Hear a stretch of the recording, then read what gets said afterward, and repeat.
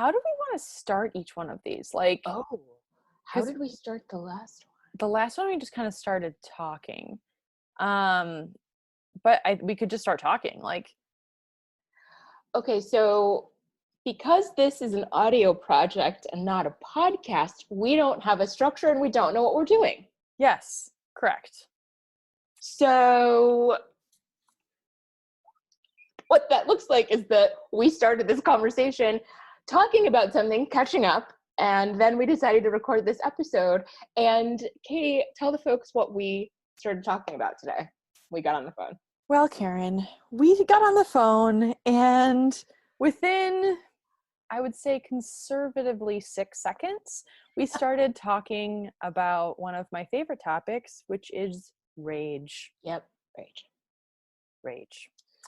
So yeah, we just dove right in. It's right. That is exactly right. Oh, so calm, so just with it, and we then proceeded to talk about the specific things that are igniting rage within us, respectively. Correct. Yes, it was a very therapeutic conversation, in my opinion.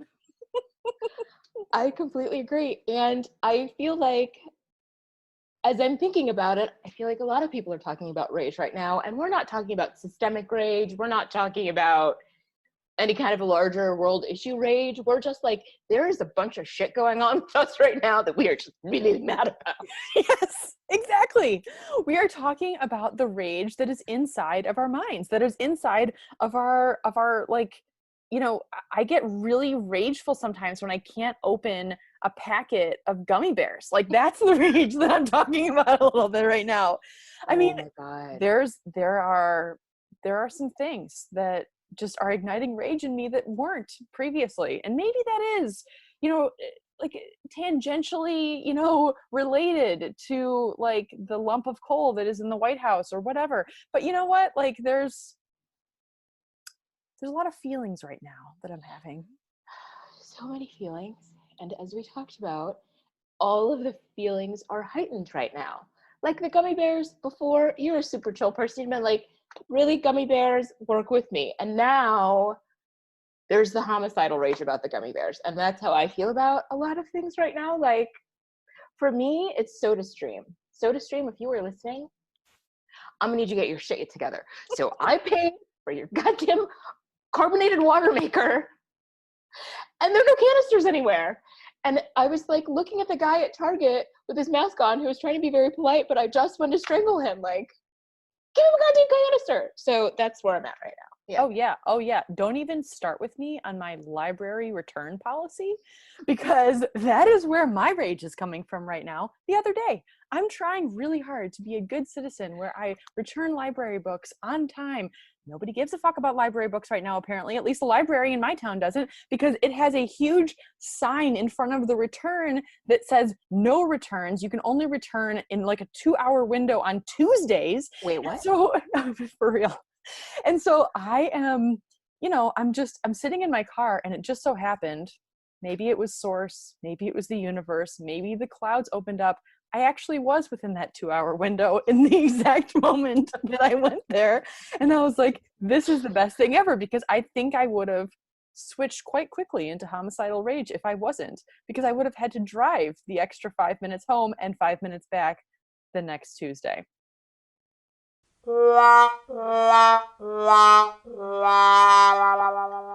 We've talked about, of course, is that as women, we are not socialized to be angry. We're certainly not socialized to be rageful. And that is such a wildly unhealthy way to live your life. To like never allow yourself to be angry. Never allow yourself to express it in any meaningful, important, productive way. Like, it's a natural emotion. Like, where I eventually came to with anger for me, and I spent a long time very, very, very, very, very angry about a lot of different things, is that, like, it's like laughing. It's like laughing when somebody tickles you. It's like anything that happens that's upsetting, it's totally fine to get angry about it. It's what you do with the anger that could become a problem. But just being angry is not a problem. 100%.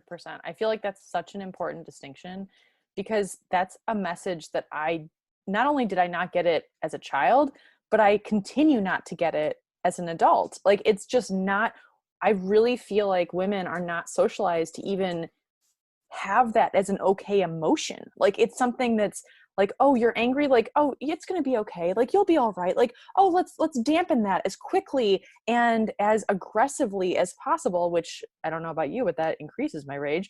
But like, that's the thing is that it's so interesting to me to even see in the media, like, how I will say, in particular, men react to women who are angry. They're absolutely terrified. Like, I mean, it's just, it's full on terror. But what's interesting to me also is that, like, I think I'm socialized to be afraid of anger as well. Like, as a woman, socialized to be afraid of it. Like, I see other women, I don't get afraid of other women's anger, but I get afraid of male anger. I get afraid of just like general anger in the world, because I'm like, well, what's going to happen? Like, does this mean that the whole world is going to fall apart? Like, no, it's an actual emotion that everyone can feel, and it's okay. Absolutely. Yeah. Oh, I thought of something while you were talking and now it's gone. You'll get it in post. You'll fix this whole thing in post. Totally. Like, yeah, we're not allowed to be angry. We're not allowed to express it. And I feel like for me as a Black woman, getting angry is just like not an option. Because I feel like whenever I think about even being in public or being out in the world expressing any kind of anger, I immediately go to Oprah Winfrey and The Color Purple, getting beat down and put in prison for however many years. Like, I just think like that's where my head goes. Like, I can't, if I'm the angry Black woman, it's not only just like I'm gonna get bad customer service, it's like these fools could call the cops on me. I'm just gonna calm down. And I feel like it isn't necessarily the reason I try to just be a chill person in general, but I'm sure subconsciously that is part of why I'm just like, I'm just going to be chill and just deal with the situation. Like, try to deal with the situation productively as much as possible. But I find that that's really hard, because it creates like a level of emotional labor of like, in the moment, in every, like in the minute, like real time processing of our own anger, to then process it, to then spew it into the world. Not spew is the wrong word, like to put it into the world in a beautifully packaged box, versus what it really is, which inside of us is just like shards of glass that are like, gutting our insides. Like, recently I listened to this podcast episode that was it's many years old now, but it was Oprah and Maya Angelou. And one of the things that Oprah was talking with Maya about was Oprah was explaining how she felt like Maya was so fierce in terms of her own boundaries and what would make her angry. And it was so interesting to listen to it, because as Oprah was having this conversation with Maya, she was like, hey, I remember, this is very meta that I'm talking about another podcast that does this, but anyway, but like, the thing is that like, she actually said, she was like, I remember going to your house on a few occasions and someone saying something that was either racist or something that was like a form of bigotry, or there was something that was really wrong with what they were saying. And Oprah was saying, I'll never forget how you just kick them out of your house. Just first offense, they're gone. And Maya was like, well, yeah, of course. I don't want to use her words exactly. I don't remember exactly what she said, but she was like, well, why wouldn't I do that? And Oprah was like, it was disconcerting. Like, I was like, oh my, you can do that? Like, you can do this thing where you can actually show your anger, show your, I don't know if she used the word rage, but like, Maya was so like she was so empowered to say like, yeah, like, not in my house, not in. And it was really interesting because it just showed, kind of intertwined with our conversation about rage, that like, you actually can do that. And I don't think there's enough examples of that. Like, I think about that podcast episode all the time. I swear to God, I probably listened to it like 8 years ago. And I'm just like, well, if Maya Angelou did it, I can do it. Okay, I have to remember that. I keep having to remember that. And then it's like, in the moment, I don't. I'm just like, I have to package it up and make it in a pretty Nordstrom bow for everyone to be able to metabolize, except for me. Not that there's anything wrong with Nordstrom. Let's just be clear. You're right. Nordstrom, we welcome you as a sponsor if you're interested. think your women's bathrooms are the happiest place on earth, and please never change. Yes. Yeah, no, I hear you. We have to process in real time, like you said, and package it up. And I feel like I do try to go to, I just was on an exchange with somebody at work today. They weren't angry at me, they were angry about something. And I feel like they already had the answer, right? They were venting, but it was just like, you have already, in this venting, the answer is in there already. You just need to set firm boundaries and not give in to wanting to take care of this person who's making you angry. I feel like that's the other thing we do. And this was two men who were having an issue, but it's like, yeah, you get into this place where you express your anger and then the other person reacts and then you end up taking care of them because you've upset them by getting angry. Oh my God. That is so true. And then it's like compound anger. I don't know if that's an actual term. I'm not a psychologist, but it just feels like there are layers on top of layers, because really what you're angry about is not like the initial, if I understand what you're saying, the initial like piece that you're angry about is actually not being dealt with. You're angry that they are like putting their stuff on you. Absolutely. Yes. Like, you said this thing I don't like. I got angry and I told you I didn't like that thing. And then you got upset. And so now I have to take care of you because you're upset that you said this thing I don't like. Like, what? How did we get here? How did we get here? Exactly. Yeah. Exactly. But if we were able to somehow have the tools to figure out how to handle our anger and to welcome it, like, it would be so amazing. I mean, I will say that like I do have one example of a family that I've actually seen in the wild, like in real life, that has amazing boundaries and also that has these like processes in place where it's like there's two kids and there's two parents, and the kids are able to express their anger and the parents don't shy away from it. And these are people who are, the parents are probably in their mid 40s, kids now teenagers, and I have been around them enough that I'm like, wait, that's a thing? Hold on, that's a thing? Because when I was a kid, and if I got angry, it wasn't embraced in the same way. It was hard. I mean, I don't even fault my parents because they were the same. They didn't, have that training either. So I will say that the woman who is the mother of these two children has her master's degree in early childhood development. So there you go. Okay, there you go. I mean, Yeah. that's what we all need, Yeah. clearly, to negotiate these situations well. Fine, not a problem. Everything's remote learning now. I'm sure we can get one of those just in a couple of weeks. Yeah, exactly. Call them right up. Yep. Oh.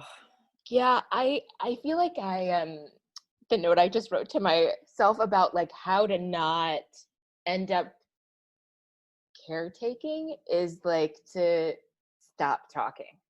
That's the hard thing. Like when the person reacts and gets upset, to just like let them get upset that I've spoken my truth about being angry, and then to just be like, okay, well, I was upset. I told you, you had your reaction. Now we're done, I guess. Like, you're either going to apologize or you're not, right? Like, it's hard to like not keep the conversation going to a place that ends up like, now I'm apologizing that I told you I was angry and that made you upset.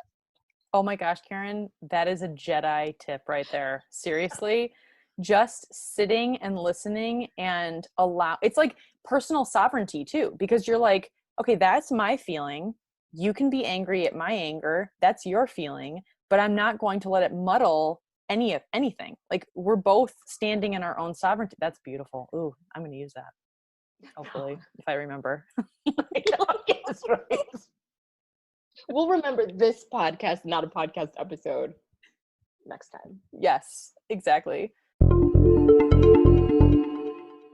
But yeah, I mean, I do think to talk a little bit about like how this time is affecting our anger. I think, it's just, I find that like sometimes my anger spikes when I'm, so wrapped up in what's happening with the news. And then I have to realize, like, how do I handle that? Like, I'm not perfect at figuring out how to handle that anger because it doesn't actually go anywhere. Like, I can't tell Donald Trump how I feel, and I'm not willing to engage with him on Twitter. So I think it's like, right. yeah. Well, and I feel like just vote, like, isn't really all that satisfying. Like, it, of course it is, and of course it's vital to our democracy and all of the things, but even, and I feel like even marching, even the Women's March, I feel like that expression of anger in 2017, especially that first one, felt really good. And then I've just watched it dissipate. Yeah. And how do you, yeah, I feel like there are people who are really good at channeling their anger into really productive, sustainable things, or that they're able to channel it into something that has a beginning, a middle, and an end, right? It Mm-hmm. doesn't have to be ongoing, but just like I channeled my anger and I did this thing with it, but I don't know that I'm there. I don't know if I'm there either. It's not comfortable to be angry all the time, but I do feel like there's a low level of it often.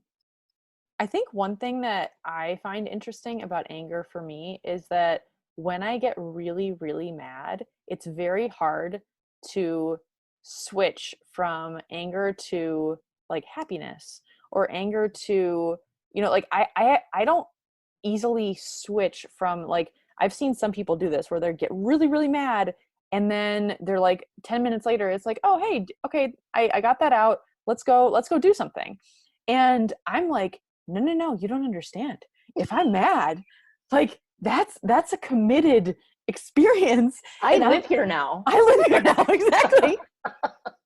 And I think that I would love to be one of those people that, like, like actors. Like I remember like hearing actors who are like in horror movies, for example, and they have to like have these really horrible scenes, and then they come out of it and the director like yells cut, and then they go to craft services and they're like, hey, you want a beer later, like whatever. And it's like, I mean, that's clearly that's like a profession, and like being angry in your personal life is different, but do you have that? Like, do you find it really easy to switch? Because I can't switch. No, no, no, no. I have a meditation, and even this doesn't always work. So the Calm meditation app, I think I've mentioned this to you before. So they have a 90-second, it's called something like anger reset or something, like whatever. And this brain science behind it is that if you can get your brain to stop cycling through how angry you are for 90 seconds, that you can calm yourself down. Ooh. That like there is something to that. The reason that we get, like, there's an initial spark of your anger, right? Like even if it lasts for a long time, you're angry because of something that happened. And what keeps us angry is that we do that thing where we just we keep processing through it and just looking at it from all these other sides and just like massaging it and letting it stab us a bunch of times, right? Like we can't just like let it go. And I feel like, yeah, the brain science is that like if you can just kind of stop for 90 seconds, that it will calm you down. Has it worked for me in the past? Briefly. Do I get angry again 10 minutes later? Probably. But Okay, that's a really good tip, though. I mean, the Calm app is so wonderful. I love Tamara Levitt and all of the people who are on that. Like, she makes me so calm and happy. And like, I have done like the anger meditations there, but only like the 10-minute one. So I didn't know there was a 90-second reset. Oh, hell yes. I need that 90-second reset. Oh. it's really good. There's like a 3-minute explanation of the 90-second reset, and then like a totally separate meditation is the 90 seconds. Oh, done. That's amazing. I mean, the reset, like, I feel like yeah, I think that's part of it though. Like the fact that there's this social construct that like we're not allowed to be angry. And so like when we are angry, it's hard to know how to get over that anger. Like it's like, oh well, what does this mean? Like what do you do with this? Like if you but like what you're saying in terms of like cycling, oh, I completely understand what you're saying about that. Like looking at it above it, looking at it from an aerial view, looking at it from a side view, looking at it from a magnifying glass. Oh my gosh, I mean that can just last for days, years. Ugh. Absolutely. Yeah, it's just interesting to me because I feel like I've been thinking a lot about like anger and holding on to anger. And like I don't have anybody in my family, for instance, that I have a grudge with, but I think it's so interesting, like people, like siblings who don't talk for decades over this one thing that happened, and I'm so angry I can never deal with you again ever in my life. And it's like that I don't yeah, that I've never gotten there, but I'm always so fascinated by that. Like we just are so trained. We're so bad at getting through it and moving through it that we just cut people out of our lives. Yeah, I think you're right that we are not socialized to figure out how to get through it. We're not. What is the, oh my God, where is this quote from? It might be from AA. I don't remember where this quote is from, but it's something like, staying angry is like drinking poison and waiting for the other person to die.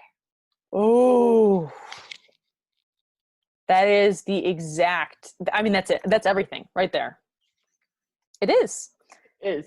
Because really anger is such an internal experience, and it's like if you just stay angry, stay forever at the same person, and you don't try to work things out or try to somehow get over it, even if, I mean, I know that there are situations where people really, it's not safe for them to be near that person, or like a variety of iterations of that situation, which I completely understand and also respect.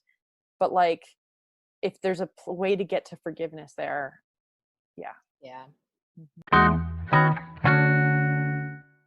So to wrap up on anger, I feel less angry from this conversation. Thank you. As do I. Thank you. Yes. So what I feel like we gave some solutions, some anger management solution tips in here. Yeah, I mean, I think that your solution of the 90-second calm meditation is the best solution that we have come up with. I think for me, I mean, honestly, if I really am being truthful about like what actually helps me with anger, is just actually expressing it. Yeah. Like for real expressing it. And if I can't express it, or it's not safe to express it, I will journal about it. And sometimes that works, and sometimes I just hate my journal. And so then I'll say that the third thing is like with the calm meditation, telling the person or journaling, I would say that movement for me is huge. Like moving my body and like going on a run or going on a long walk without my phone or whatever it is, that will often help as well. But yeah, I wish I had better tips. I don't know. I feel like that's pretty good. Okay. I feel like those are pretty good. Does anything help? Like, is the calm meditation your number one? It was for a while. I had a very rough work situation where I just meditated every single day. And I feel like it was top of mind for me, that 90-second meditation. I feel like now in our heightened state of like the gummy bears make me homicidally angry stage of where we are in life right now, I need to find some new strategies. It's hard to not always be in a constant state of just like rage and helplessness and all of the things that go with rage. So okay, I will say one more tip that I actually have found really helpful. I watch Queer Eye on Netflix. Ooh. Have you ever seen that show? I've watched the OG one, like the original version of. Okay, so that one is completely different than this version. Like this version is really wonderful, and it's not like a game. It's not like a bunch of people who are gay trying to help just like a clueless white cisgender guy. Like that's so boring. And so like that's not what this is. It's actually it's so deep, and like it really it gives you faith in humanity. It gives me faith in humanity. I actually really love it. I'm also watching the British Baking Show, which is also really great. And like I find that if I watch those things on repeat, it does help a little bit. I will say that Jonathan Van Ness is one of my favorite people, and so is Tan France and all of these amazing people who are on this show. Did you see Jonathan Van Ness was in the New York Times crossword today? He tweeted about it. What? No. Either today or like one day this week. Yeah. He tweeted about like how excited his grandma would have been that he was a clue in the New York Times crossword puzzle. That's amazing. Yeah. Yeah. That is, I mean, he's like a national treasure. I mean, I think that he's just so wonderful. And I have been shocked on how many times I've cried in that show, like genuinely cried. Like people like have like real epiphanies, and it's like, oh, this is so amazing. I didn't love the Queer Eye like back in like the early 2000s. I don't know, there were some, it was okay, but it wasn't great. Yeah, and I haven't watched it in forever. Okay, the last thing I'm gonna say about Jonathan Van Ness, because I've never watched that show, is do you follow Brene Brown on Instagram? Yes. Did you see they ran into each other in the woods? They ran into each other on like a random hike in Austin or something. Oh yeah, And yeah. I was like, what is even happening right now? Like, is that where they, I mean, I know she lives in Texas. I didn't know he lived in Texas, but I think they both were so shocked by seeing each other. Thank you all for listening to this episode of, I forgot the name of our thing. Of course, I'm not okay. I just keep thinking about rage. Oh, clearly, I'm not okay.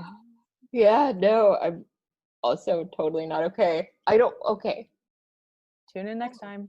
Tune in next time.